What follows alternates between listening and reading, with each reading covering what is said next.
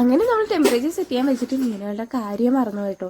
ഇത് കണ്ടില്ലേ, രാത്രി 2 മണിയായി. ഉറക്കത്തിന് ചാടി എണീറ്റ് വന്നിട്ട് മീനുകളെ പിടിച്ച് മാറ്റാനുള്ള പരിപാടി. നമ്മുടെ ഏറ്റവും ഇമ്പോർട്ടൻ്റ് ആയിട്ടുള്ള ടൂളാണ് കേട്ടോ ദാസായിപ്പൻ. അതിപ്പോൾ 2 കഷ്ണമായിട്ട് കിട്ടിയിട്ടുണ്ട്.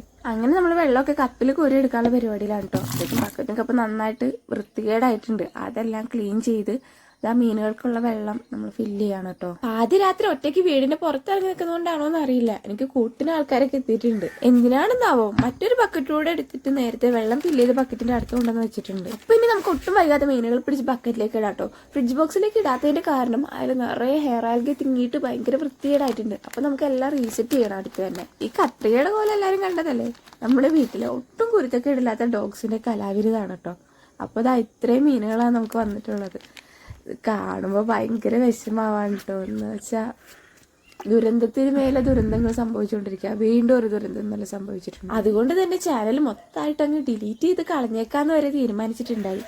പിന്നെ അങ്ങനെ പോകുന്നിടത്തോളം പോട്ടെ അല്ലേ. അപ്പൊ നമ്മുടെ പുതിയ മീനുകൾക്ക് കുറച്ച് ഫുഡ് കൂടെ കൊടുത്തിട്ട് ബക്കറ്റ് കൊണ്ടുവന്ന് അകത്ത് വെച്ചിട്ട് ഞാൻ കിടന്നു കേട്ടോ.